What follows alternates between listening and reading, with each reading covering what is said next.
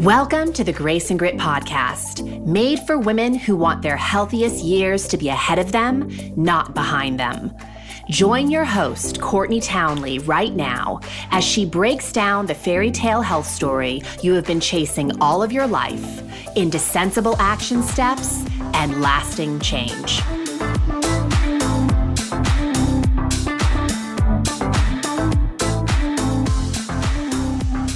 Hello, my friends, and welcome to the Grace and Grit podcast. This is your host, Courtney Townley. As always, I am so deeply grateful that you are here listening to this show. And we are going to launch right into it. I am so excited that I recently had the privilege of interviewing Heather Hansen. Heather Hansen is a self-advocacy expert, an award-winning trial attorney, and the author of Advocate to Win: 10 Tools to Ask for What You Want and Get It. It's a great read, and there is so much in this book that is in alignment with the work that I teach. Heather teaches people how to know what they want and ask for it in the right way, so they're more likely to actually get it. She uses her experience advocating on behalf of her clients as an attorney and her psychology degree to put together the best strategies for self-advocacy. And these tips aren't just for the office or the courtroom. These are tips that are useful for anyone needing to ask for more and set boundaries with their family, their partners, their coworkers, children, whoever. So I had a great time conducting this interview, and I can't wait to share it with you. So let's get right into it. So Heather Hansen, welcome to the Grace and Grit podcast. I'm so excited to be here. I'm so excited to talk to you and to talk a little bit to your listeners. Thank you for having me. Absolutely. And congratulations on your new book. It came out on May 25th.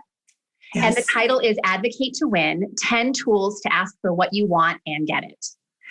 Yes, it's an endeavor. It's my second book, and it's like having a baby, which I've never done. So I only know by what other people have told me, but I'm glad it's out there in the world and I'm excited about it. So why this book? So my first book was called The Elegant Warrior, and it was stories from the courtroom and how they apply to life. But since writing that first book, I've been doing a lot of teaching, training, and coaching on how to advocate for yourself. And so I wanted to put these tools into a book so that people who couldn't get my coaching would also have access to them. And then also, Courtney, the more that I recognized how they had worked for me, the more I knew I had to share them with others. And so the book is the best way to do that. Yeah. Well, I have to tell you, I really did love the book, and I highly recommend everyone listening to go out and get it. Because what I especially appreciated about it is, to me, it was such a message of self-leadership.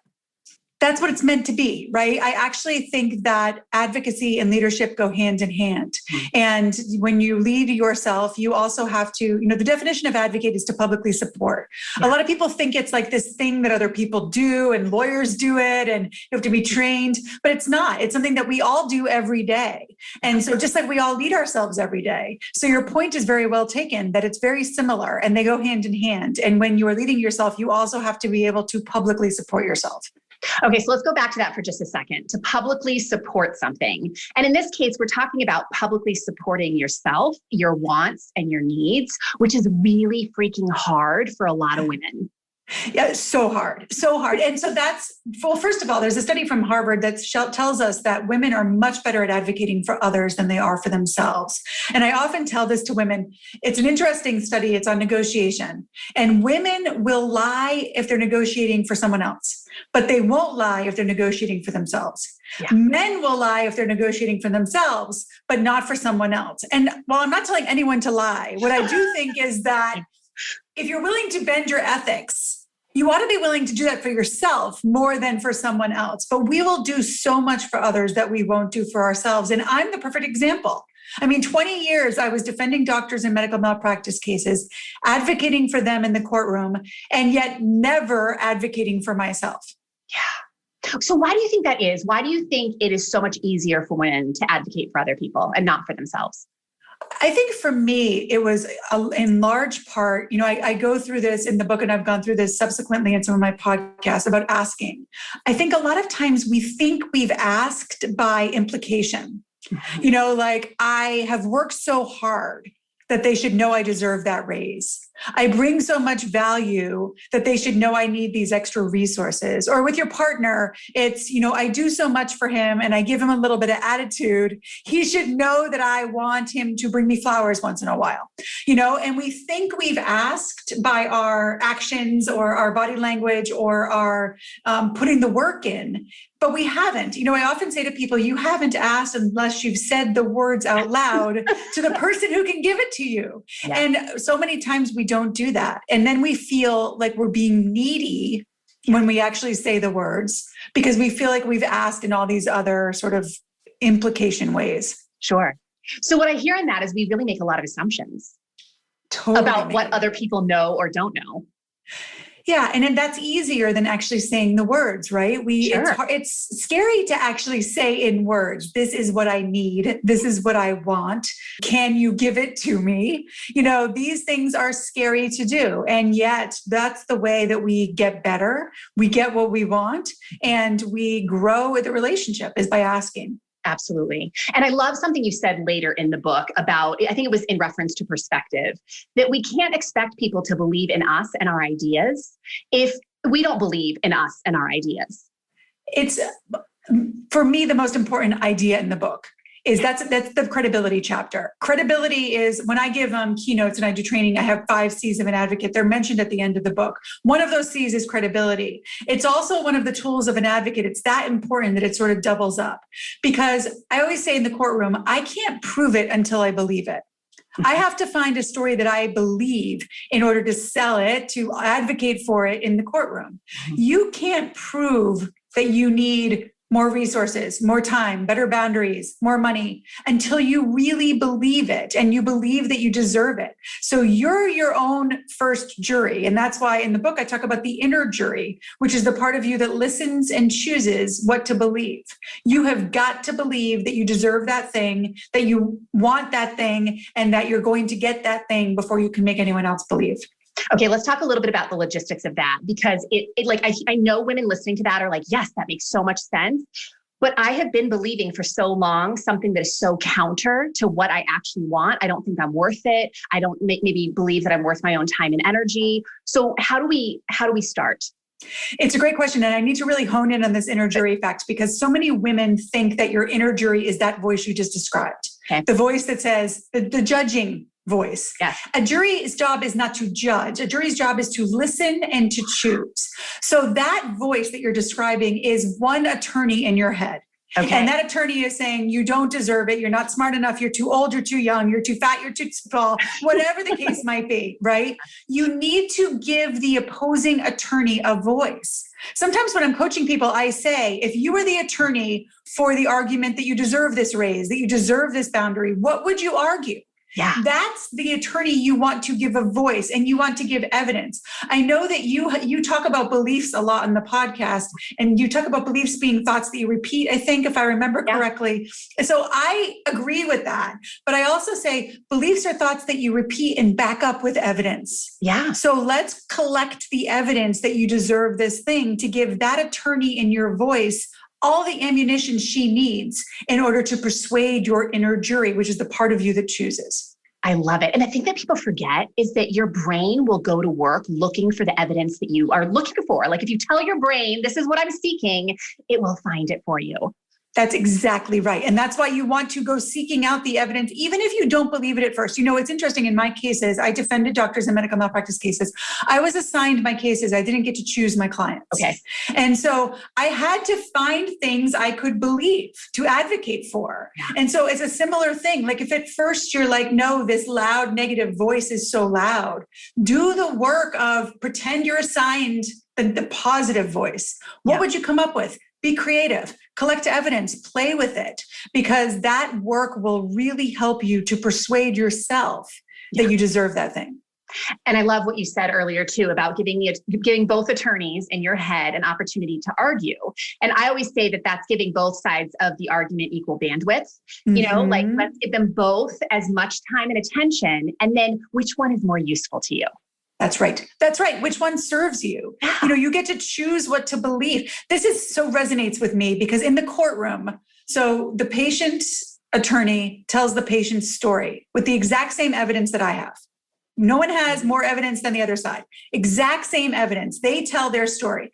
I tell a completely contradictory story. Completely contradictory. The truth, and I'm putting air quotes around that, Sure. is whatever the jury decides is true. It's whatever they believe. The story that they choose to believe becomes the truth in the case. And so your inner jury can do the same thing. You get to choose what to believe. Love it. And it's everything in terms of how the trajectory of your life. It's changed my life. Yeah. It has changed my life. We were talking before we started about weight loss, and my inner jury had to believe that I could lose weight before I could do it. Because if you don't believe it, it doesn't matter what plan you use. If you don't truly believe that this is going to work for you, you're not going to stick to any plan. And for me, so I lost 100 pounds when I was young, and I've kept that weight off, for the most part, ups and downs at times, over 20 years. And at the beginning, I didn't believe I could lose 100 pounds. Right. It felt too much. Sure. But I did believe that I could feel better in my body, that I could move more easily, that I could have more energy. And so that belief, I could feel it. I believed it. And I worked my way into that. And then as I started to lose weight, I started to believe that, I could lose 40 pounds. Yeah. And then once I did that, I believed I could lose 60 pounds. So sometimes your beliefs have to grow, but your beliefs are what determine what you ultimately do. I love so much of what you said there. I mean, I think that so much of what women are sold in the wellness industry is purely about action. You take the action, you create the outcome, and then you will believe. And I always want to spin that on its head and say, nope, you got to believe now to take a step, at least a little bit. Right? Absolutely. No strategy will work if you don't believe it's going to work, because you just won't stick with it. You'll weigh yourself every day. You'll try on those pants every day. And 2 days later, that's oftentimes why you quit, because you lose your belief before you lose the weight.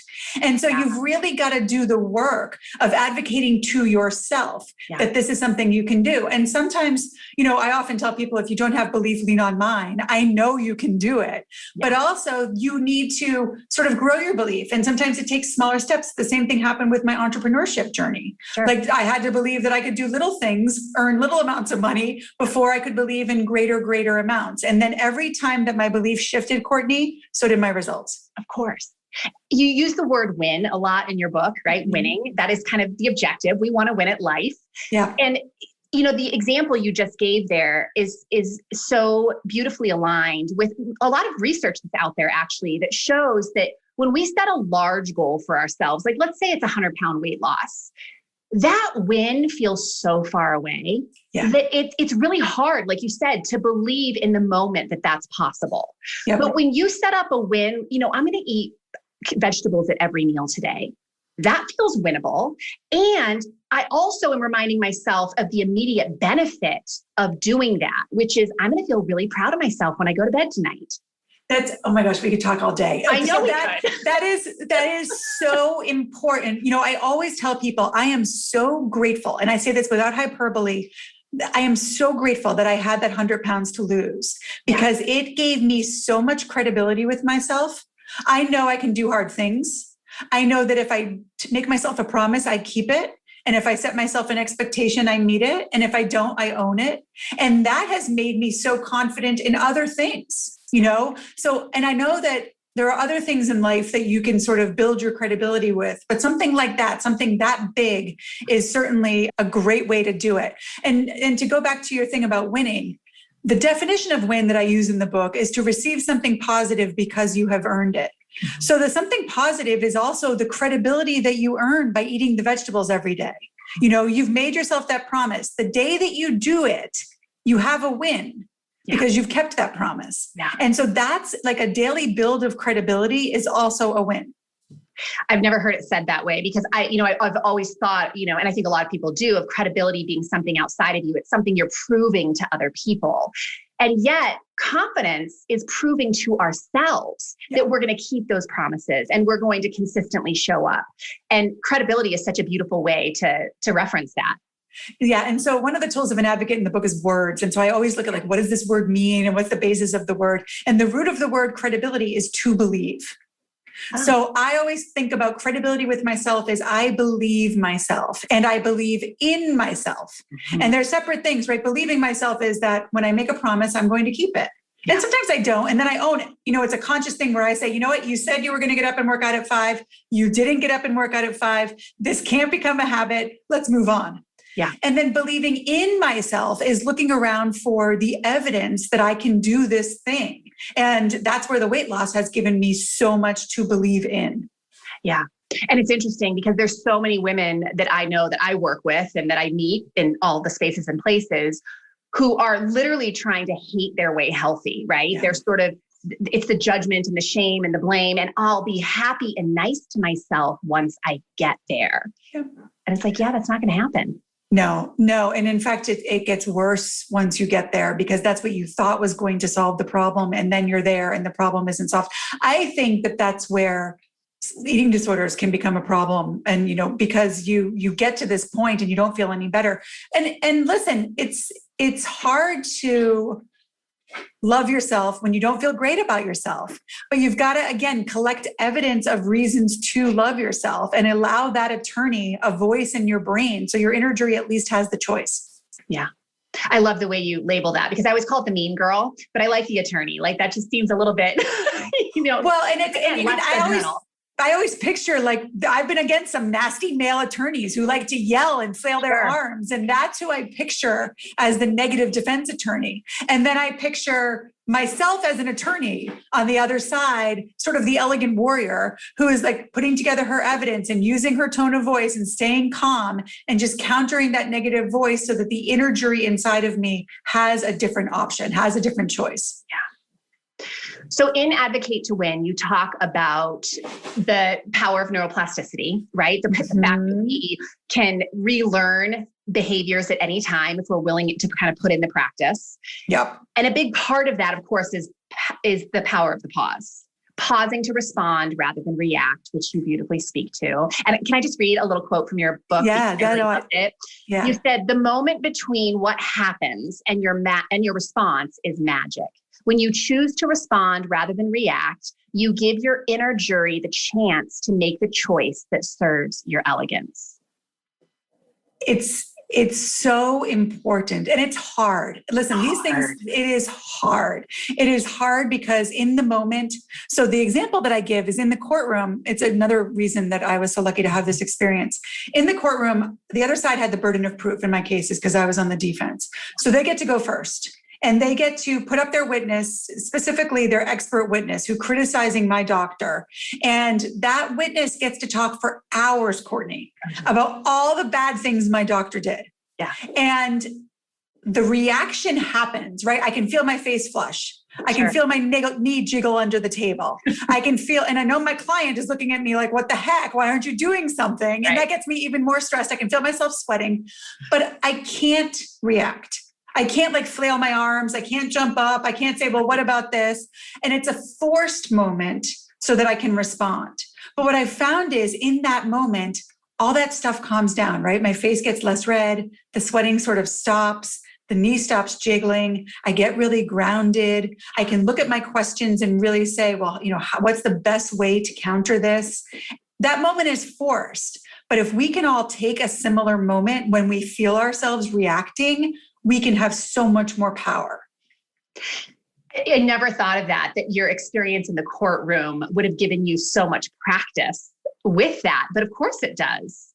Yeah. And then how much that serves you, because a lot of us are never in the situation where we have to pause to respond. And that's part of the problem.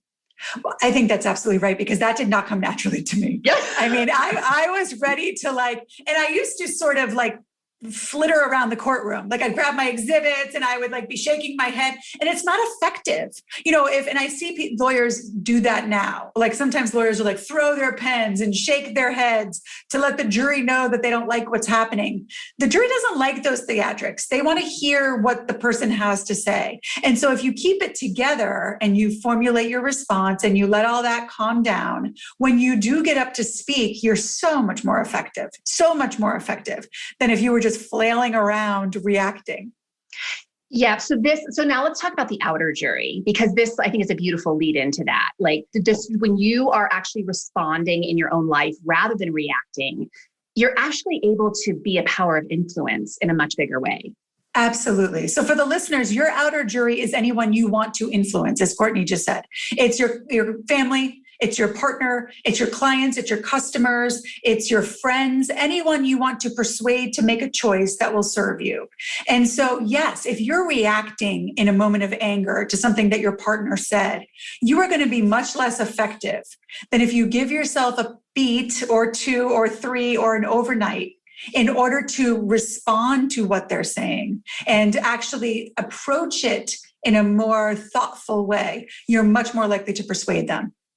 So what are some like real gateways to that? Because I think in the moment when you're just so chomping at the bit to react and you know that you need some space, do you have some suggestions on sort of a graceful exit point where you just tell the other person?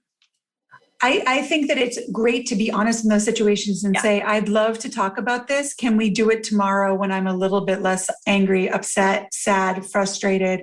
Or if you want to put it in positive words, because words are so important, can we do it tomorrow when I've had the chance to get my thoughts together and are able to address it a little bit more cogently?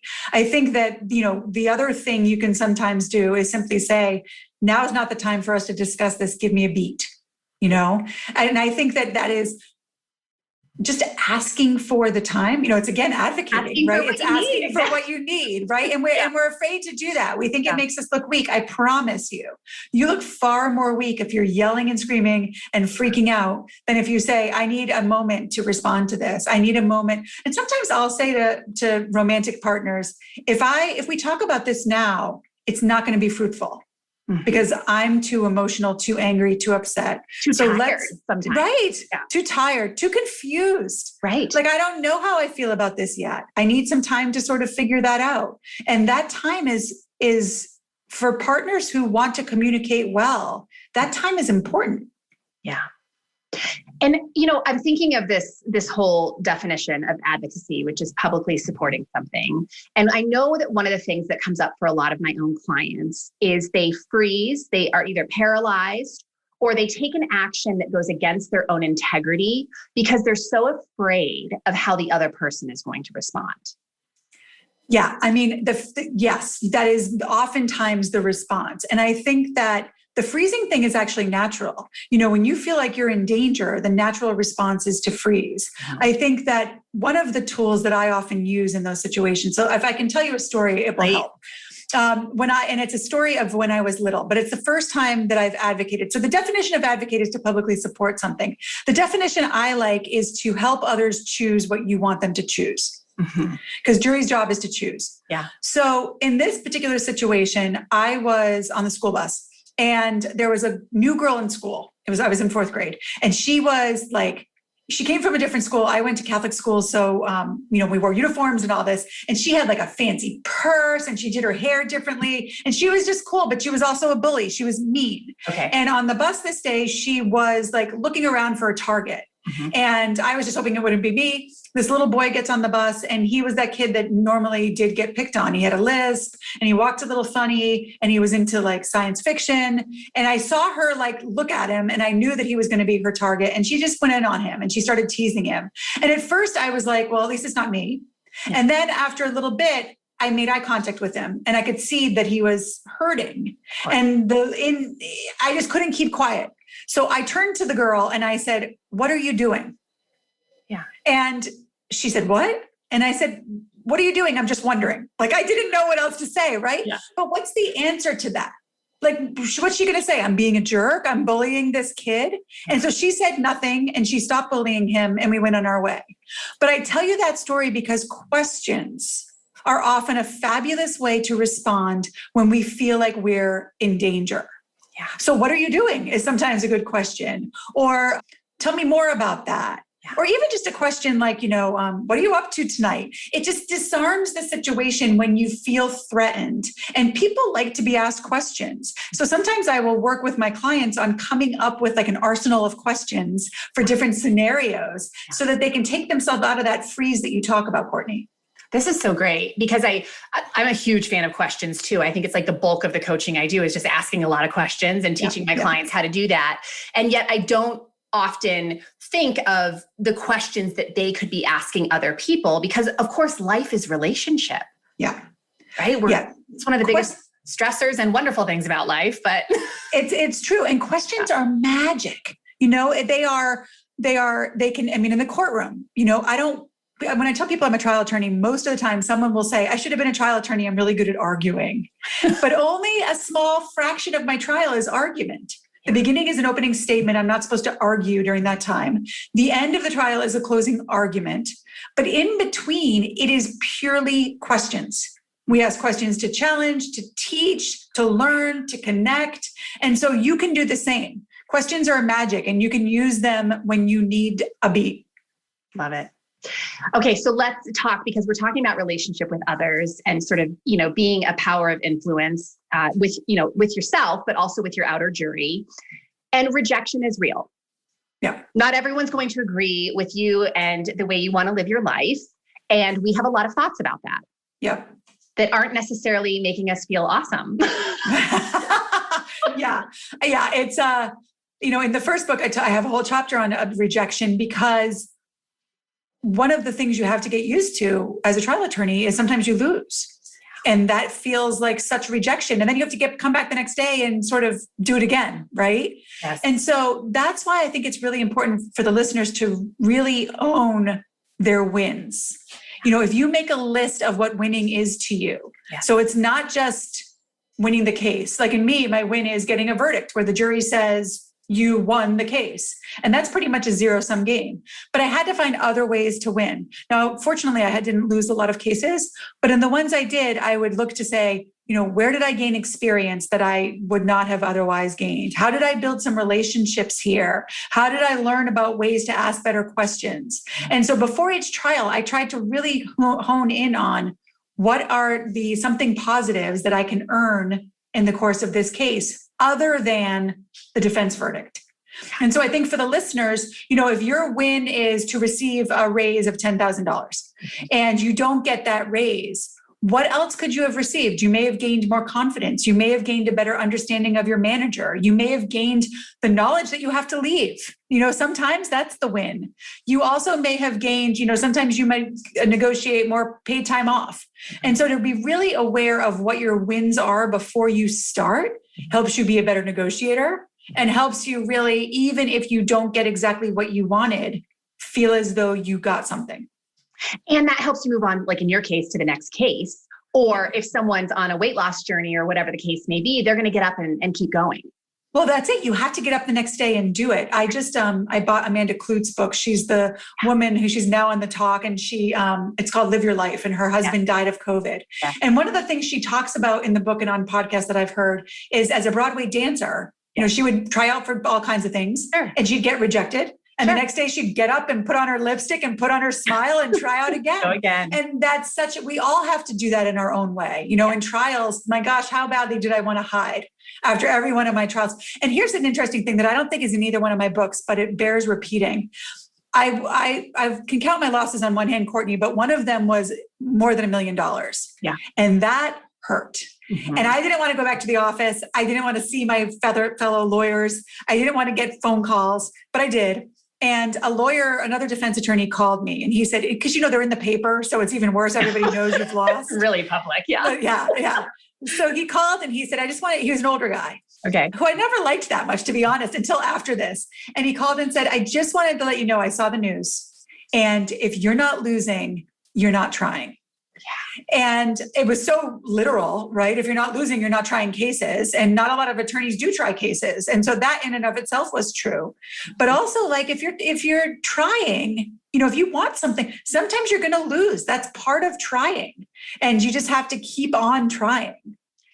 Funny, my husband always tells me when we go skiing, if I'm not falling, he's like, you're not skiing hard enough. Oh, yeah. Yeah. I mean, listen, you should be falling. Yeah, it's true. I mean, you should be, if you're not stepping out of your comfort zone, it's safe, but you're not growing. And I think that's what your husband means. You're not growing into a better skier. I think that's what that lawyer meant. You're not growing into a better lawyer. And that's what we mean when we talk about weight loss. You're not losing weight if you're giving up. You've got to keep going outside your comfort zone and trying. And circling back to something that we discussed earlier is really the power of rejection is what you make rejection mean. Exactly right. I mean, you get to decide what it means, just like you get to decide what you believe about the rejection. Yes. And does that belief serve you? Yes. And you can choose what you believe and then back it up with evidence. Absolutely. I used to do this before knowing what I was doing, And so there was another case. Now we're talking about all my losses, which is not really my favorite thing to do, but let's get into it. There was another case that we lost, and it involved a young mother. And I remember I needed to take a beat. Like that night I went home and cried. And then the next day or in the next following days, I told myself the story that this young mother was going to use the money that she won to fund her child's education. And he was going to do something big, like, find the cure for cancer. Yeah. And that might sound delusional to your listeners, but man, did that make me feel better. And it helped me to move on. It helped me to see that the loss was actually a win. Yeah. And I think that sometimes the story that you tell yourself, you just back it up with evidence. And I had some evidence that I could back up that story with, and then go with it if it makes you feel good. Mm-hmm. Yeah, I love that with also, I think a lot of women are struggling to move forward in their health endeavors because they're constantly, again, referencing all that evidence from the past. Yeah. And I'm always coaching them through, you know what? You get to decide at any point that you can rewrite the story. You get to decide to change the storyline, but you have to be able to be willing to come up with the new storyline and then practice it and live it. Well, I think that that's absolutely right. And find evidence to support it. That's why I read a business book one time that talked about lead and lag.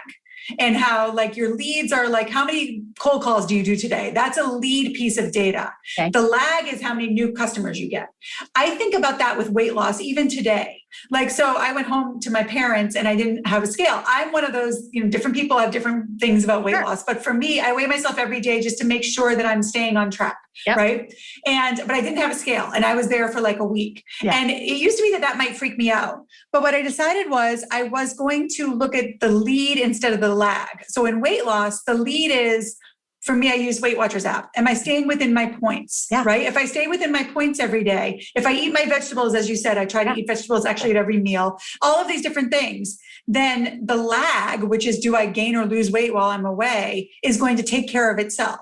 Yeah. And in fact, when I got home from my parents, I had lost a couple pounds because I wasn't so focused on the ups and downs of the scale. I was just focused on the lead. And I think the lead is the evidence. Like you said, eating vegetables every day. That's the evidence. You start piling up the evidence and the belief proves itself. Yeah. And you win. I love it. So good. Yeah. So good. So let's tell listeners all the spaces and places, where they can find the book, where they can find you. Okay. So I am, my website is advocate2win.com, and there you will find links to all my things. My book is called Advocate to Win, the most recent book. And that's on all the places, Amazon, Barnes & Noble. You can buy it on my website. The first book was called The Elegant Warrior, also available in all of the places. And I have a podcast called The Elegant Warrior, where we talk to, sometimes it's a solo of me talking about the tools of an advocate. Sure. And sometimes it's me talking to a guest. And then I'm really active on Instagram, which is I'm Heather Hansen with an EN. Perfect. And we'll put all the links on our website as well, so people can just get directly there from this podcast page. Awesome. So before you go, are there any closing thoughts, anything you want to share? No, I think that your listeners have such a resource with you. I've listened to a lot of your podcasts in preparation for coming on, and I just your most recent stuff about fat loss versus weight loss and the importance of building muscle for women of a certain age. And I am there, I'm 48 years old. This stuff is so important. And these are the resources that you need in order to start building that evidence for yourself. So you're in the right place. And I'm just so grateful to be part of the conversation. Thank you. I'm so grateful you came on. And this was just a very fruitful conversation. And I know that listeners will get a ton out of it. So thank you for making the time. Thank you.